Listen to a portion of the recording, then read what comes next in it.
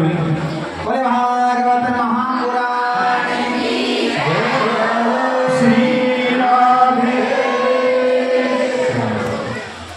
तो देखिए इस प्रकार प्रहलाद जी महाराज सुरक्षित रहे। अंत में महाराज जी परेशान हो गया। जैसे तलवार लेकर के प्रहलाद जी को मारने लगा, गुरु जी आगे आ गए। गुरु जी ने कहा महाराज बालक को एक मौका और देना चाहिए, हमें दीजिए। हो सकता है विद्यालय में रहेगा, कुछ साल रहेगा तो उसके व्यवहार में परिवर्तन आ जाए, सुधर जाएगा, टाइम देना चाहिए बच्चे को। तो कहा ठीक है।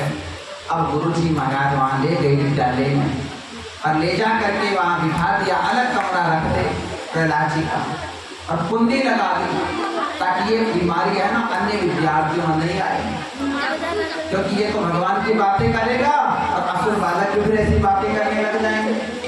तो अलग कमरे में रखते प्रहलाद जी को। एक दिन गुरु जी कहीं गए हुए थे और देखते बालकों ने कुंडी खोल दी और प्रहलाद जी को बीच में बिठा लिया। सारा देखिए गोल बैठ गए गोल गोल और पूछने लगे भाई प्रहलाद एक बात बता, जो हमारे जो गुरु जी है ना हमें जो पढ़ाते हैं तुझे भी वही पढ़ाते हैं, हम जो पढ़ते हैं वो भी वही तू पढ़ता है, लेकिन एक बात बता हमसे तू अलग क्यों है? तू देख कैसी कैसी बातें करता है, पाठ भी वही है जो हमारे पास है, लेकिन तू ऐसी बातें क्यों करता है? तुझे तेरे गुरुजी कौन है? तो कहा सुनो देखियो हमारी विद्या ये नहीं है, अरे हमें ये असुर भावता की जो विद्या सिखाई जा रही है ना, ये विद्या विद्या नहीं है, विद्या तो वही है जो मेरी गुरुजी ने मुझे सिखाई है। तो कहा तेरे गुरुजी कौन है? और हाँ जहाँ तक हमें पता है तुझे तो महाराज तेरा जन्म यहाँ हुआ है, तो तेरे गुरुजी कौन हो गए? तो कहा सुनो मेरी बात, जब मेरे पिता हिरण्यकश्यप तपस्या करने के लिए गए हुए थे ना मंदराचल पर्वत, तब देवराज इंद्र ने आक्रमण किया था हमारे राज्य पर और देवराज इंद्र ने हमारे सैनिकों को मार करके मेरी माँ का हरण करके ले जा रहा था, पेट में मैं था। और जैसे ही मेरी माँ को ले जाने लगा हिरण्यकश्यप महाराज देवराज इंद्र, वहाँ पर नारद जी आ गए और नारद जी ने कहा अरे देवराज ये क्या करने जा रहे हो तुम? इस देवी का क्यों हरण करके ले जा रहे हो? क्या ये काम भी अब बाकी रह गया था तुम्हारे लिए? अरे तुम देवता हो और देवताओं को ये कार्य शोभा नहीं देता किसी स्त्री का हरण करना। देवराज कहने लगा महाराज किसी देवी का हरण नहीं कर रहा मैं। तो नारद जी ने कहा मैं क्या देख रहा हूँ? इन्होंने कहा महाराज इसके जो पेट में है ना बच्चा वो भी असुर होगा और वो भी फिर इंद्रपद पर आक्रमण करेगा, मैं इसके बच्चे को मार दूंगा और उसे छोड़ दूंगा। नारद जी ने कहा भले आदमी जरा विचार तो कर, इसके पेट में कौन है? यादव के पेट में जो कोई है वो भगवान का परम भक्त है, प्रहलाद जिनका नाम होगा, इसको छोड़ दे नहीं तो भस्म हो जाएगा अभी के अभी। तब इंद्र देवता ने मेरी माँ को प्रणाम किया और 3 परिक्रमा करके चला गया। तब मेरी माँ को नारद जी अपने आश्रम में ले आए। मेरी माँ नारद जी के आश्रम में रहती, नारद जी उनको भागवत जी की कथा सुनाते, गीता जी का पाठ सुनाते। मैं पेट में था, मेरी माँ तो भोली स्वभाव की भूल गई, लेकिन वो सब बातें मुझे याद है। बंधुओं ये सच बात है, कयादों ने पेट में सुना ना वो कथा तो उनका बेटा प्रहलाद बना। तो ये चरित्र क्या कहता है? जिस माँ के पेट में बच्चा हो उसको महाराज ऐसे वैसे चित्र विचित्र नहीं देखने चाहिए। उसको अगर टीवी है तो आस्था चैनल खोल करके कथा सुननी चाहिए, या फिर रामायण लेकर के बैठ जाना चाहिए, भागवत जी की पोथी लेकर के बैठ जाना चाहिए, हनुमान चालीसा लेकर के बैठ जाना चाहिए। क्यों? क्योंकि उसके पेट के अंदर जो बच्चा है वो संस्कृत होता है।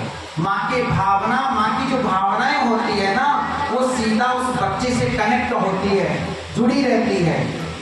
इसलिए प्रत्येक उस माँ को चाहिए, जिस माँ के पेट में बच्चा हो उस माँ को महाराज ये ऐसे वैसे जो गाने हैं वो नहीं चलाना चाहिए। आजकल तो क्या है, वो ईयरफोन कानों में लगा दिया और बस भोजन रोटी बन रही है, अरे महाराज वो कौन सा गाना है, मुझी बदनाम हुई तेरे लिए, मेरे होठों को चिपकाले से या तेरी बोल से है, ये नहीं चलाना चाहिए। और एक बात बताऊं आपको, एक दिन आप भजन गा के भोजन बनाना, प्रत्यक्ष बात बता रहा हूँ, भगवान की जैसे कोई कथा है, सामने मोबाइल रख लो या कोई बढ़िया भजन हो, वो भजन लगा करके आप भोजन बनाइए, आप रोटी बनाओ सुंदर और अपने पति को और बच्चों को खिलाओ, और 5 मिनट बाद अपने पति को पूछना कैसा लगा, वो यही बात कहेगा, वो मंदिर चले, यात्रा के लिए चले।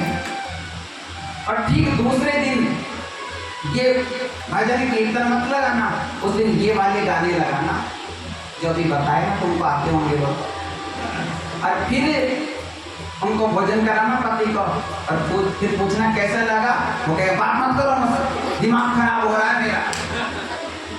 इसका मतलब है आपने जिस भाव से भोजन बनाया उसकी महाराज जो है ना अंश परमाणु जिसे कह सकते हैं, तो सीधा उस पर अटैक करता है। अच्छे विचार भी अटैक करते हैं, गलत विचार भी अटैक करते हैं। इसका मतलब भोजन का संबंध, जिस भाव से भोजन बना रहे हो उसका संबंध सीधा महाराज उस भावना से अटैक होता है। इसलिए जब आप भोजन बनाओ, प्रसाद तैयार करो, जानते हो हमारे संतों की सभा में ऐसा नहीं कहते खाना बन रहा है, अरे खाना तो खान देश से आया है। हमारे जब भोजन बनता तो कहते हैं प्रसाद बन रहा है, भोग बन रहा है। और जब भोजन पाने लगे कोई क्या कर रहे हो, तो प्रसाद पा रहे हैं। संतों की भक्तों की तो प्रसाद बनता है, खाना नहीं कहना चाहिए। अरे खाना होता क्या है, खान देश का है ये, हमारे तो प्रसाद कहते हैं। प्रसाद क्यों कहते हैं, क्योंकि तुलसी पत्र छोड़ करके जब ठाकुर जी के लगाते हैं ना भोग तो प्रसाद बन जाता है मेरे बंधु। और प्रसाद का मतलब क्या है, प्रसाद अस्तु प्रसन्नता, और जब प्रसाद बन गया तो फिर प्रसन्न हो जाओगे सब। इसलिए भोजन बनाओ तो महाराज मेरे गोविंद का कीर्तन गाते गाते बनाओ, और फिर सबसे पहले मेरे गोविंद को भोग लगाओ।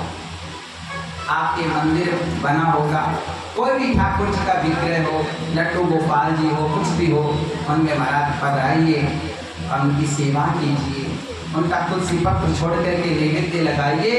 और मैं कहता हूँ उस नैवेद्य को प्रसाद बन जाएगा, और उस नैवेद्य प्रसाद को आपकी रोटियों में उन्हें मिला दीजिए, और फिर देखिए महाराज आपके आनंद नहीं हो जाएगा। लेकिन हम कहाँ मानते हैं आजकल, जानते हो ये जो मतलब क्या है कि पहली सखी कहते हैं कि महाराज गाय को देनी चाहिए, तो आजकल जैसे गाय भगवान के भोग लगाया पहली सखी को देते नहीं है, और फिर महाराज रोटी जैसे बन गई, अब फिर मतलब क्या पतिदेव भोजन मांगते हैं, तो फिर क्या हो आखिरी रोटी किसकी होती, कुत्ते की, वो कुत्ते की दे देते हो आप। तो कुत्ता कैसे करता है वैसे पतिदेव भी भूख भाव करता है। क्यों करता है आपके पतिदेव, जरा सोचना आपके पतिदेव के विचारों में क्यों परिवर्तन हो गया। उसको गाय को रोटी, अब जानते हो कहते महाराज मेरा पति तो गाय की तरह क्यों गया, गाय की रोटी पति को खिला दी तो मैंने, तो गाय बन गया बेचारा, वो बोलता नहीं। वो फिर माँ कहते महाराज मेरा बेटा है ना, पहले मेरी बहुत मानता था, लेकिन जब से मेरी बहू आई ना मेरी तो सुनता ही, तो नहीं सुनता, क्योंकि उस पत्नी ने गाय की रोटी खिलाई तो गाय बन गया बेचारा, कैसे बोलेगा। इसलिए सबसे पहले महाराज ठाकुर जी के भोग लगाओ, गाय को लगाओ, और फिर प्रसाद पाइए महाराज। उसके अलग सुगंध, अलग ही महाराज विलक्षणता उसके अंदर होती है। तो आज इन्होंने कहा कि मेरे जो गुरुदेव हैं वो महाराज नारद जी हैं। आप कितनी देर के उन्होंने कहा कि भैया आप क्या करें, तो कुछ खेल खेलें, भगवान ने कि खेल खेलेंगे, एक काम करो कोई बाजा ले आओ, कोई ढोलक ले आओ, कोई नगाड़ा ले आओ। सब बाजा ढोलक नगाड़ा ले आए, प्रहलाद जी को बीच में बिठा लिया। प्रहलाद जी ने कहा क्या करोगे, तो आओ गोविंद का कीर्तन कर। गोविंद मेरो है, गोपाल मेरो है।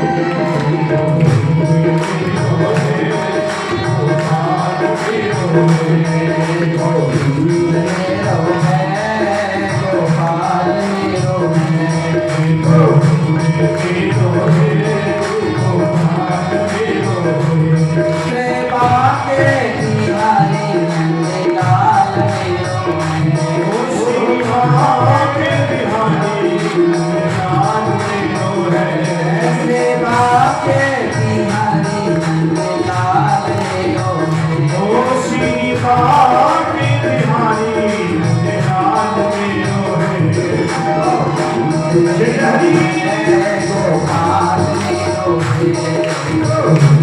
बजैया नंदलाल मेरो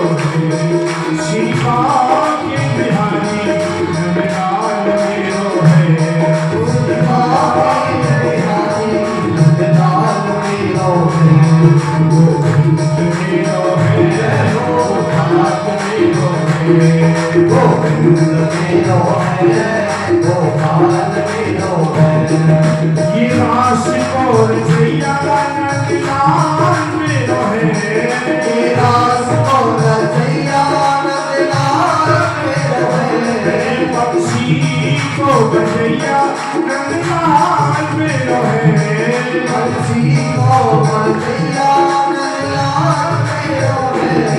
माखन को करिया नंदलाल मेरो है माखन को करिया नंदलाल मेरो है गोविंद मेरो है गोपाल मेरो है गोविंद मेरो है गोपाल